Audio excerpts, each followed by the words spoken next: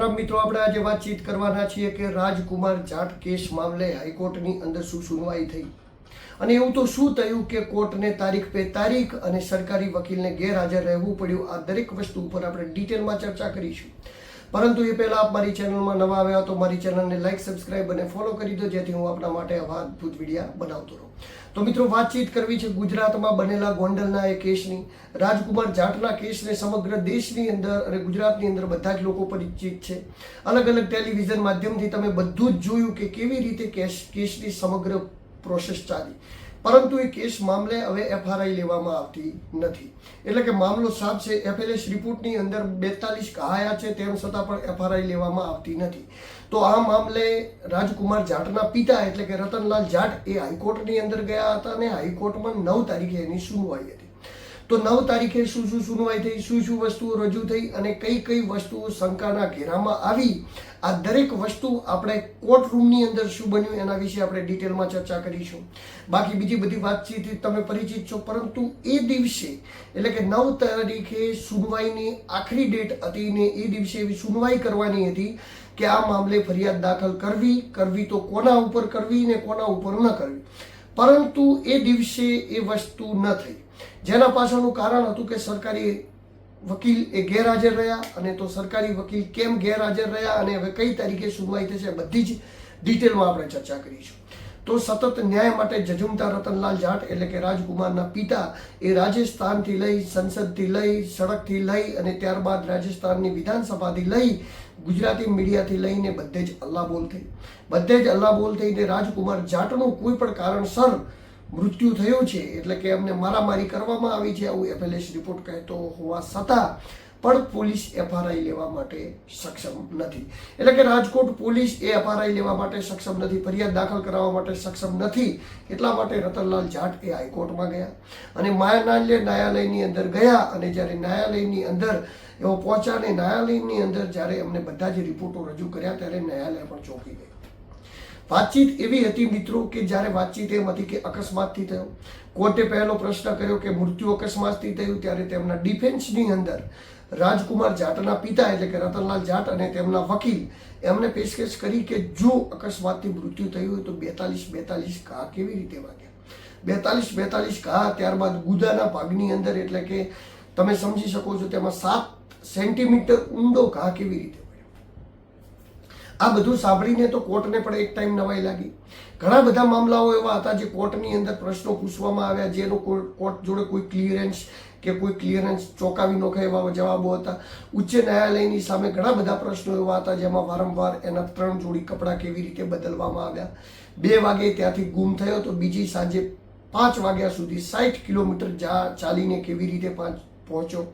ત્યારબાદ જયરાજસિંહ જાડેજા અને ગણેશભાઈ ગોંડલના ઘરના સીસીટીવી એ ખાલી 10:30 થી 11 વાગ્યાના છે, તો 11 થી 11:30 સુધીના સીસીટીવી ક્યાં ગયા. આ બધી જ વાતચીતે જ્યારે કોર્ટની સમક્ષ સવાલો કરવામાં આવ્યા ત્યારે કોર્ટ પણ હિબતાઈ ગઈ કે ખરેખર રાજકુમારની હત્યા થઈ છે, રાજકુમારનો અકસ્માત નથી થયો. અને રાજકુમારના અકસ્માતની અંદર જે બસને કબજે કરવામાં આવી હતી એના જે ડ્રાઈવર અને કંડક્ટરને જે પકડવામાં આવ્યા હતા એ બંનેને પણ છોડી મૂકવામાં આવ્યા.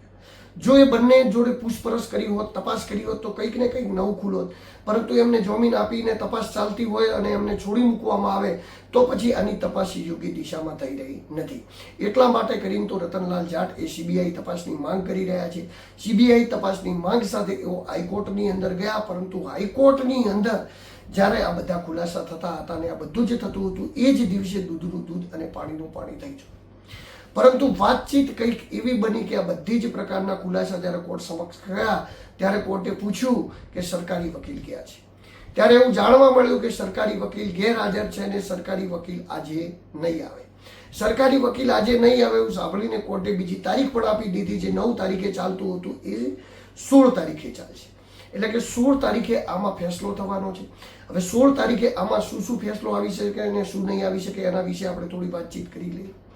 16 તારીખે બધા જ એફએલએસ રિપોર્ટ, આખો ઘટનાક્રમ કેવી રીતે સીસીટીવી બતાવ્યા, શું બતાવ્યા, ક્યાં લૂપ હોલ્ટ હતા, ક્યાં પ્લસ પોઈન્ટ હતા, આ બધું જ રતનલાલ જાટ અને એમના વકીલ તરફથી પેશ કરી દેવામાં આવ્યું છે. સામે પક્ષે પોલીસે પણ બધા જ પ્રકારના એવિડન્સ કોર્ટ સમક્ષ પેશ કર્યા છે. પરંતુ પોલીસના એવિડન્સમાં ઘણા બધા લૂપ હોલ્ટ છે. જેમ કે પોલીસે જે પહેલું પોસ્ટમોર્ટમ કરાવ્યું હતું જેની અંદર 17 કે 16 ઘા હતા, ત્યારબાદના છેલ્લા મતલબ કે પોસ્ટમોર્ટમની અંદર FLSની અંદર 42 ઘા આવ્યા. તો 42 અને 17 એટલે એવું સમજી લો કે બહુ મોટો ડિફરન્ટ કહેવાય. બહુ મોટો એટલે 25 ઘાનો ડિફરન્ટ કહેવાય. તો 25 ઘાનો ડિફરન્ટ, આટલો બધો ડિફરન્ટ FLS રિપોર્ટમાં આવ્યો જ નહીં. ત્યારબાદ પોલીસે ઘણું બધું છુપાવ્યું. જેમ કે 4 તારીખે જ્યારે રાજકુમાર જાટેના ઘરેથી ગુમ થયો, 5 તારીખે એનો અકસ્માત થઈ ગયો અને 9 તારીખ સુધી એની બોડી પડતી રહી. તો એમ છતાં પણ એ બોડી એ પરિવારને સુપરત કરી નહીં. જ્યારે પરિવારે હાઈકોર્ટમાં જઈ અને બેસ કોપર કરવાની ટ્રાય કર્યો ત્યારે જ એમને 9 તારીખે બોલાવીને બોડી આપવામાં આવી. આના બાદ તો આ મામલો સંપૂર્ણપણે ગુજરાત અને બહારના રાજ્યમાં પણ ગરમાયો અને હજી સુધી ગરમાયેલો છે. અને રતનલાલ જાટ એવું કહી રહ્યા છે કે જ્યાં સુધી મને આ ક્ષેત્રની અંદર ન્યાય નહીં મળે ત્યાં સુધી હું મારી પોતાની લડાઈ ચાલુ રાખીશ. પરંતુ અત્યારે હાઈકોર્ટની અંદર કોર્ટે એ 9 તારીખના બદલે 16 તારીખે સુનવાઈ આપી દીધી છે. અને 16 તારીખે સુનવાઈની અંદર શું જયરાજસિંહ જાડેજા અને ગણેશભાઈ ગોંડલ ઉપર FRI દાખલ થશે કે અન્ય શખ્સો ઉપર FRI દાખલ થશે? FRI દાખલ થશે કે નહીં થાય એ તો પ્રશ્નાર્થનો વિષય છે. પરંતુ કોર્ટ સમક્ષ જે પુરાવા મૂકવામાં આવ્યા છે એમાં કોર્ટે એ માની લીધું છે કે આ એક અકસ્માત નહીં, આ એક દંડવત હત્યા છે. એટલે કે આ કોઈ પણ ભોગે આ વ્યક્તિ ઉપર એટલે કે રાજકુમાર જાટ ઉપર ખોટું થયું છે અને એની હત્યા થઈ છે એ એના શરીર પર પડેલા ઘા સાબિત કરી રહ્યા છે. તો આ મામલે 16 તારીખે સુનવાઈ થવાની છે. 16 તારીખે સુનવાઈ થશે અને અત્યારે કોર્ટની અંદર સરકારી વકીલ હાજર ન રહ્યા હોવાથી અને કોર્ટનું ભારણ એ વધારે હોવાથી કોર્ટે 16 તારીખ પાડી દીધી છે. અને 16 તારીખે આ મામલે છેલ્લી સુનવાઈ થશે. એ દિવસે આપણને ખબર પડી જશે કે FRI થાય છે કે નહીં. FIR થશે તો કોના કોના ઉપર થશે? અજાણા શખ્સો ઉપર થશે કે કોઈ CCTVના આધારે થશે કે અન્ય કેટલી તપાસોના આધારે થશે? એ બધું જ જાણવાનો વિષય છે. આમ તો જાણવા જઈએ તો ગોંડલ જેવી સિટી હતી, CCTV સમગ્ર જગ્યાએ લાગેલા છે. પરંતુ પોલીસને એવા કોઈ CCTV મળ્યા નથી કે જ્યારે રાજકુમારને ઘરેથી ઉઠાવવામાં આવ્યો કે એ ઘરેથી જાતે નીકળી ગયો. ત્યારબાદ ગણેશભાઈ ગોંડલ અને જયરાજસિંહ જાડેજાના ઘરના 11 વાગ્યા પછીના CCTV ગુમ છે. ત્યારબાદ જે ટોલ નાકે અને ફેરવવામાં આવે, ટોલ નાકે અલગ અલગ કપડાઓ પહેરીને ફરી રહ્યો છે. 60 કિલોમીટર ચાલીને જતો રહ્યો. 16 જ કલાકની અંદર 60 કિલોમીટર કોઈ કેવી રીતે ચાલી શકે? જેનો જવાબ પણ પોલીસ જોડે નથી. આમ તો પોલીસ મોટા મોટા કેસ ઉકેલવામાં સક્ષમ હોય છે, પરંતુ રાજકુમાર જાટનો કેસ ઉકેલવાની અંદર પોલીસ જાણે નિષ્ફળ જતી હોય એવું લાગી રહ્યું છે. પરંતુ રાજકુમાર જાટના પિતા શ્રી જોડે મારે વાતચીત થઈ, એટલે કે રતનલાલ જાટ જોડે મારે ટેલિફોનિક વાતચીત થઈ અને એમને મને જણાવ્યું કે આ મામલે અમે કોર્ટની અંદર ગયા છીએ અને જો FIR દાખલ નહીં કરવામાં આવે તો આ મામલે હું દિલ્હી જઈશ. દિલ્હી જઈને ધરણા પ્રદર્શન કરીશ. હજી મારાથી જેટલું થશે એટલું કરીશ. હું મરી પણ કેમ નહીં જઉં છેલ્લે, પરંતુ મારા છોકરા માટે અંતિમ શ્વાસ સુધી લડીશ. કારણ કે મારા માટે મારો એક જ છોકરો હતો રાજકુમાર જાટ અને એ હવે આ દુનિયાની અંદર નથી રહ્યો. તો રાજકુમાર માટે કરીને હું અંત સુધી લડી લઈશ. મારી જોડે बातचीत करता करता और तो क्या आशा कर सकते हैं कि हाई कोर्ट में अच्छी तरह से सुनवाई हो, राजकुमार को न्याय मिले, पर अगर ऐसा नहीं हुआ तो आगे आप क्या कार्यवाही करोगे?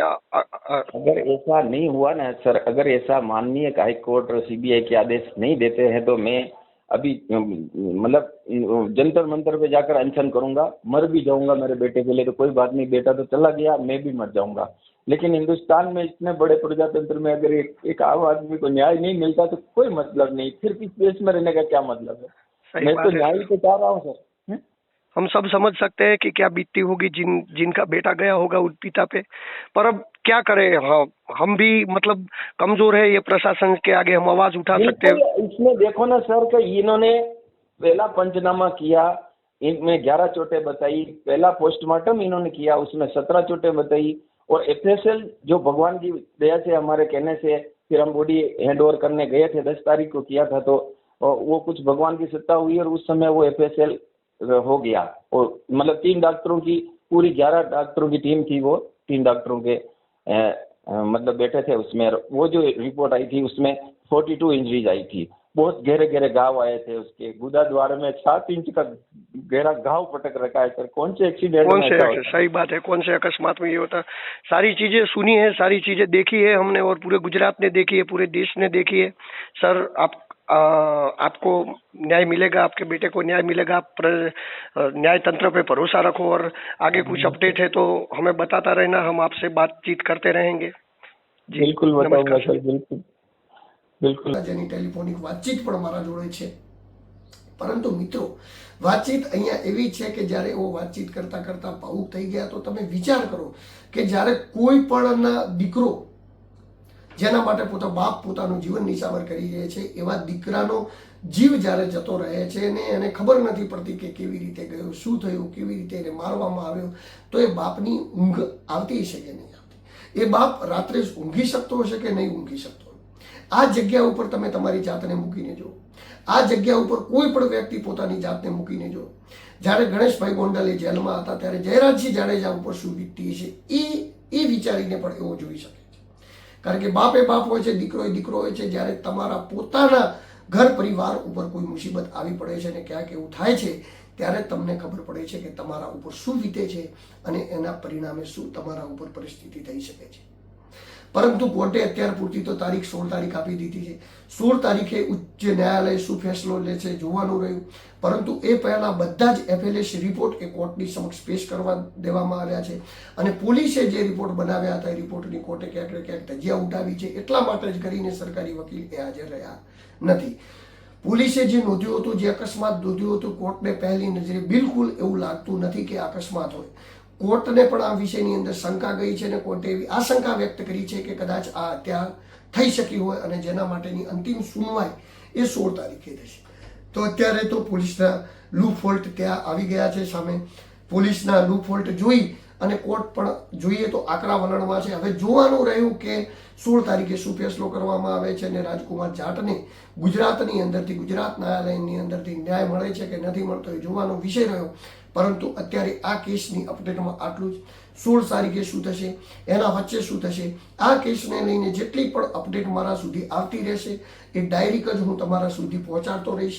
મિત્રો, કોઈ પણ નાની બાબત, મોટી બાબત મારા જાણકારીમાં આવશે, તમામ માહિતી હું તમારા સુધી પહોંચાડીશ.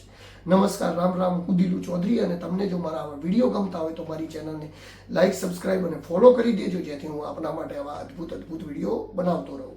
રામ રામ.